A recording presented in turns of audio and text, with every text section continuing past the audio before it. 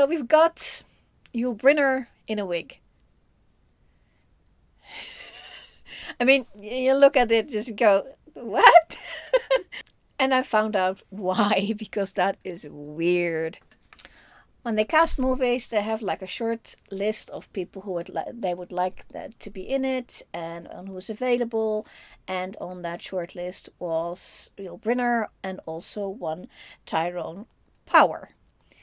And Tyrone Power got the part. So they started filming in Spain, and they had filmed like maybe half of it when Mr. Power suddenly became unwell, and then he sat down, and then he was dead in the middle of filming. And they were going, oh my God. And there was an insurance, so they did think about, shall we just quit? Claim on the insurance because you can't not. But then you don't have a movie. But the other person on the short list was Yul Brynner, who happened to be a friend of Tyrone Powell. And they asked him, and he said yes.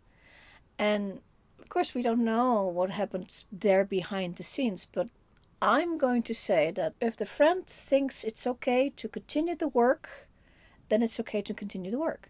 So they refilmed all the parts.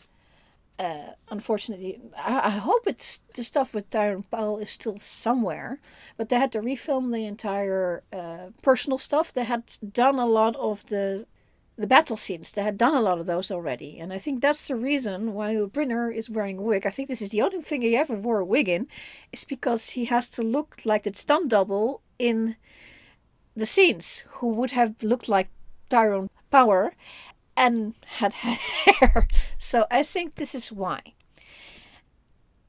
I have to say, if you didn't know he was wearing a wig, this is a really good job. They spent some money on this wig, but it's good.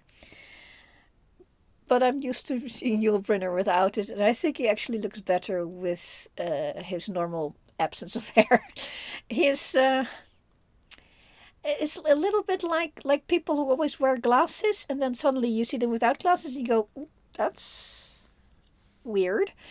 And it's kind of like that. It's nothing wrong with the other look. It's just not their look. That's not what they look like.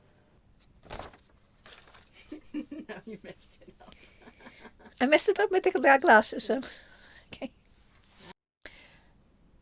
The other thing about the production is that Gina Lollobrigida, who plays Sheba, the Queen of Sheba, actually had pretty good skin in the game, because she actually invested in this movie, and so of course she got returns afterwards. So if it didn't happen, it would have been bad for her as well.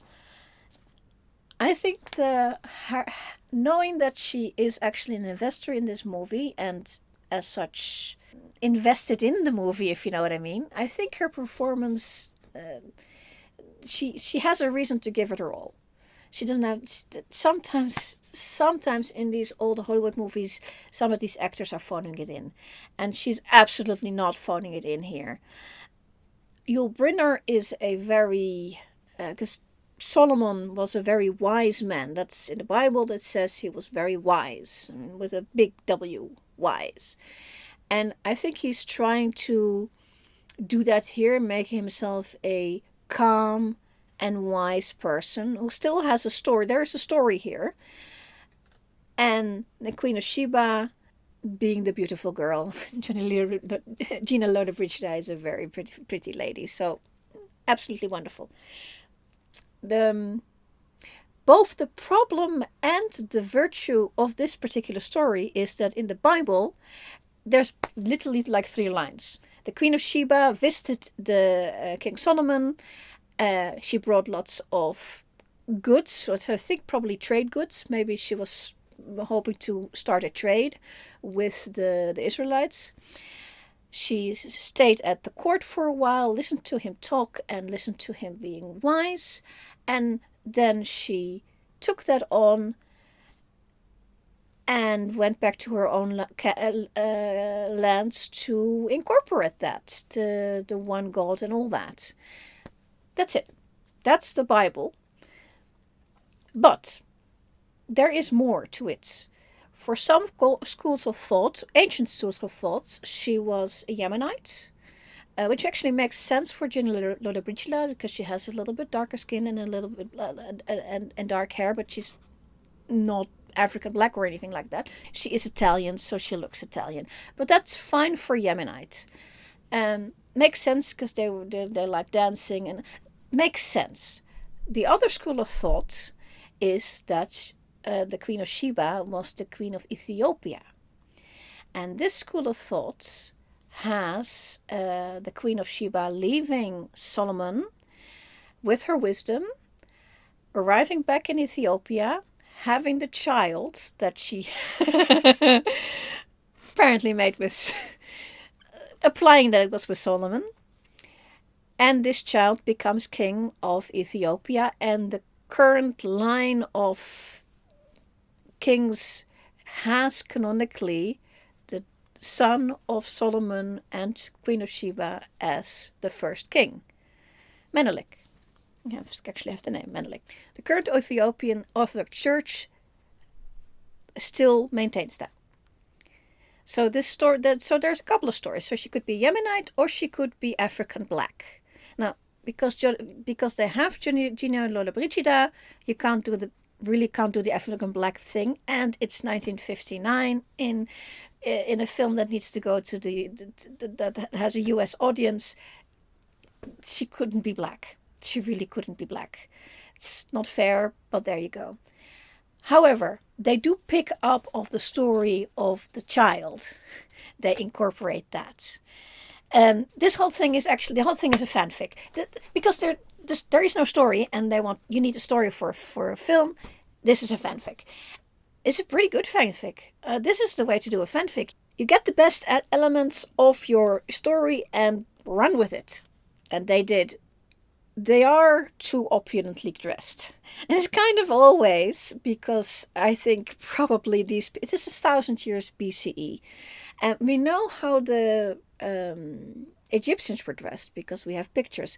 And they're overdressed here because practical reason. The 1959, a lot, like everybody, had a vaccination scar right here. So you have to have something over it. They had the same problem in the Ten Commandments, because all those near naked slaves, everybody had to be make up here because everybody had that scar. And so they here for the Egyptians, you have an Egyptian look, but everybody's wearing a little t-shirt thingy. Fair enough. And then for the Yemenites, we don't even know what Yemenites 1,000 years BCE would wear, so fantasy?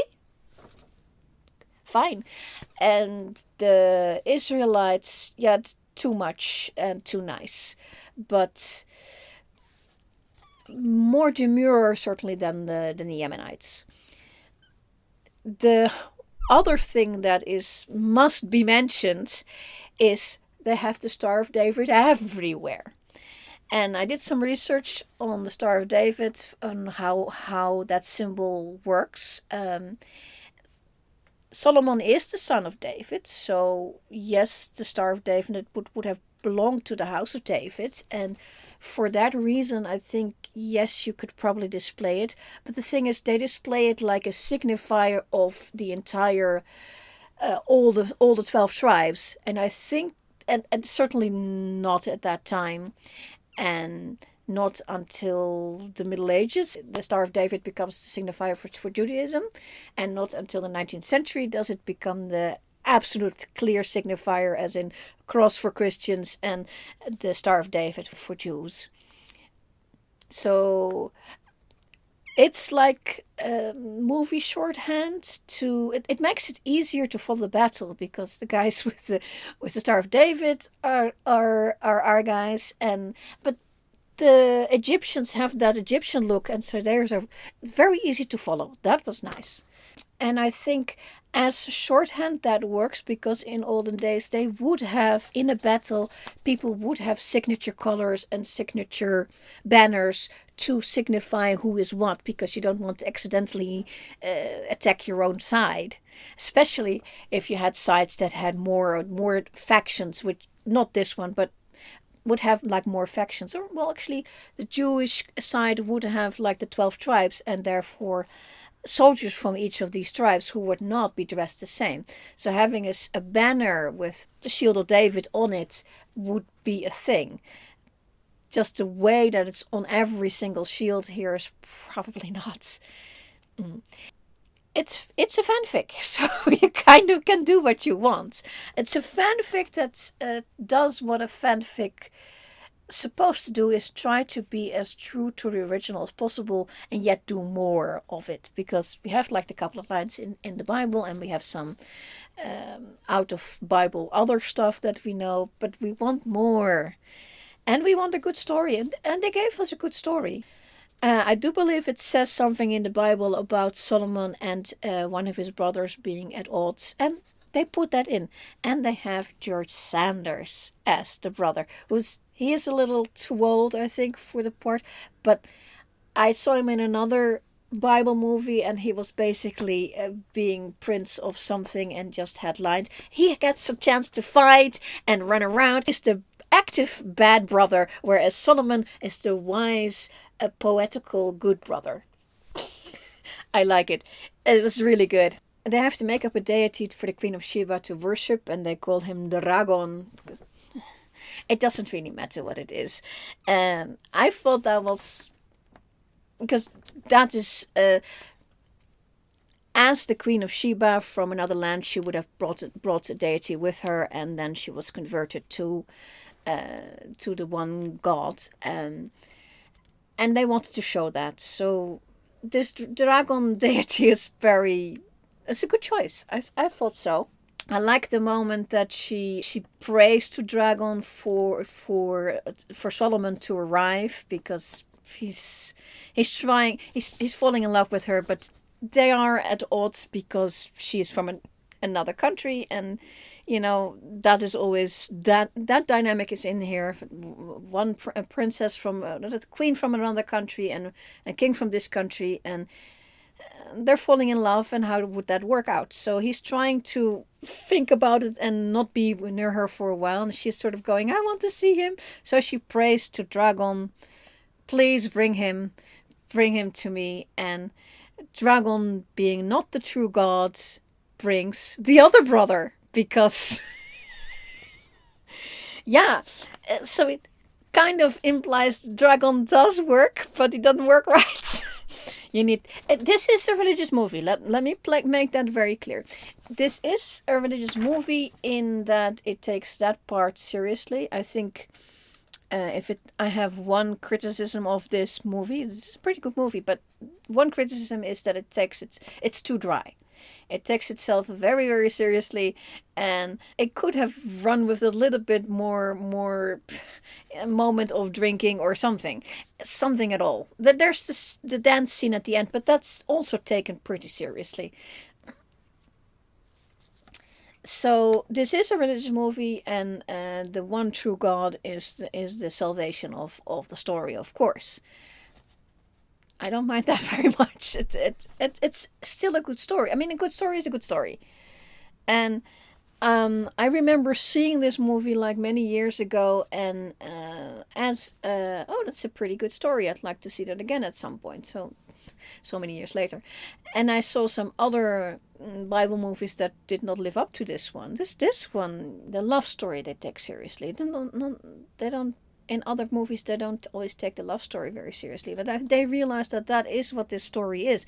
It's a love story of two people who are coming from two different backgrounds, with showing some of the backgrounds, mostly his, but a little bit of hers, and how they find, well, middle ground is not quite the right word, but how, because she ends up going back home, she gives him up, and that's the point of this is so much stuff happens that she realizes that doing the right thing means giving him up, which is sad. But yeah,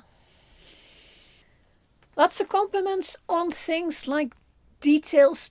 The way they have Jerusalem is not too overdone. Sometimes they go completely all out on the stuff. No, it is a Bedouin. It's a mud brick built Bedouin place, and then when Sheba arrives, she basically sets up tents. And she basically her palace consists of some tents, flaps, and some wooden door things that can open and close, and curtains and stuff like that. Very simply done. And at first I thought, oh, they're not going to be spending enough money on, because that I expected a battle at the beginning, because kind of expected that, and there wasn't one. I was sort of going, oh gosh, I hope they. Maybe this one is not the one with the big bad budget, but it turns out they did a big budget thing at the end. Two big budget things at the end. So the budget came in there. Big battle and the big dance sequence. Not musical dance sequence, this kind of film dance sequence. They took it seriously. A little bit too much, maybe. Maybe I preferred too much serious than too much levity, if it's a serious subject, there's people got killed in this thing, so serious enough.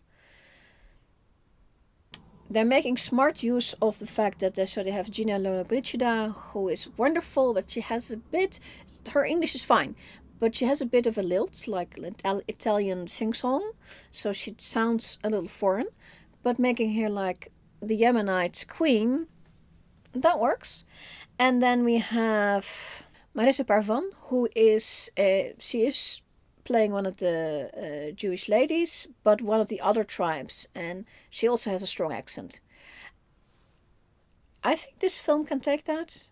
It is established that many years ago and that far away. It's fine if everybody is, if not everybody is mid-Atlantic American speaking, if you know what I mean. It is 1959, which is a little early for actual outlandish accents and stuff like that, but they're starting to get used to it.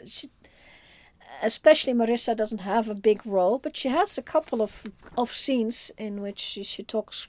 She has a chance to do proper lines, and a special mention for David Farrar, who played the Pharaoh. And I was sort of going, when I was listening to the Pharaoh, I didn't recognize his face, but his voice. I think his voice was in every voiceover for every biblical movie ever. He's that kind of guy, and it's nice to see him for real. And they stuck him in the Pharaoh costume, which is fine, of course. Yeah, I think they did a lot with trying circumstances of your leading man. That's trying, and I think they did a really good. King Fedor, who did direction, did really well. They had a good story, so there's a separate story name here. If you start with a good story and you write a good script to it, you get a good director, and everybody's on the same page. Like Yul Brynner and Gina Lollobrigida are on the same page of where to take it.